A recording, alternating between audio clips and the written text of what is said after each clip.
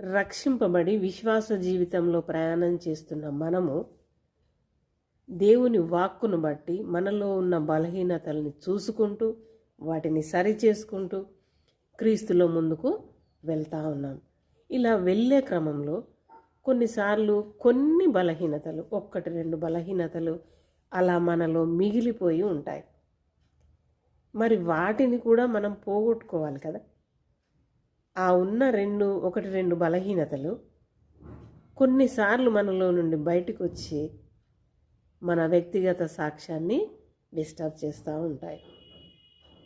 అది కొంత మనకు బాధనే కలిగిస్తుంది. ఈ బలహీనతలను బట్టి నేను నా సాక్ష్యాన్ని పాడు చేసుకుంటున్నాను అనే విషయం కూడా మనకు తెలుసు. కానీ వాటిని వదులుకోలేకపోతున్నాం. ఎలా? దేవుని బిడ్డలారా, మరి హెబ్రీ పత్రిక 4వ అధ్యాయం 15వ వచనాన్ని చూస్తే మన ప్రధాన యాజకుడు అంటే యేసుక్రీస్తు మనతో పాటు సహానుభావము కలవాడేనట.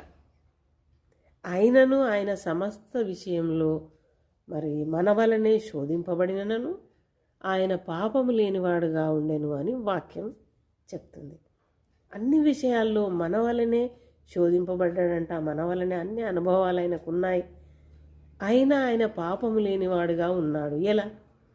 మనం ఎందుకు ఉండట్లేదు అని అంటే, యేసుక్రీస్తు తన వ్యక్తిగత జీవితంలో ప్రార్థనా జీవితాన్ని ఎక్కువగా కలిగి ఉన్నట్టు మనం వాక్యంలో చూస్తాం.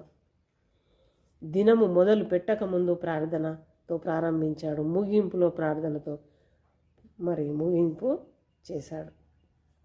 దేవుని బిడ్డలారా, మన వ్యక్తిగత జీవితంలో ప్రార్థనా జీవితం అనేది మనకు లేదు కాబట్టి మన సాక్ష్యాన్ని అక్కడక్కడ అప్పుడప్పుడు పోగొట్టుకుంటున్నాం. మరి అలా ఉండకుండా ప్రయత్నం చేద్దామా? మరి ఈ సంవత్సరము చివరి దినానికి మనం వచ్చాం. ఈ దినంలో మనము దేవుని సన్నిధికి వెళ్ళాలి, ప్రభు బల్లలో పాల్పొందాలి నైట్కి. మరి అలా దేవుని సన్నిధికి వెళ్ళకముందు మనం ఒక మంచి నిర్ణయాన్ని తీసుకొని ప్రభు బల్ల యొద్దకు విన్నప్పుడు, ప్రభువా నా లోపల 1-2 బలహీనతలు ఉన్నాయి, మరి వాటిని నీ సన్నిధిలో నేను పెట్టుకుంటున్నాను. ఆ బలహీనతల నుండి నన్ను బలపరచు, నాకు సహాయం చేయి. ధైర్యంతో నీ బలలో నేను పాల్పొందుతాను. రేపటి దినం నుండి నూతన సంవత్సరంలో నేను సంతోషానందములతో, ఒక కొత్త ఉత్సాహంతో, కొత్త ఆత్మతో మరి నేను ముందుకు నడిచే కృపను నాకు ఇవ్వు అని అడుగుదామా? అట్టి నడిపింపులో దేవుడు మనల్ని నడిపించునుగాక.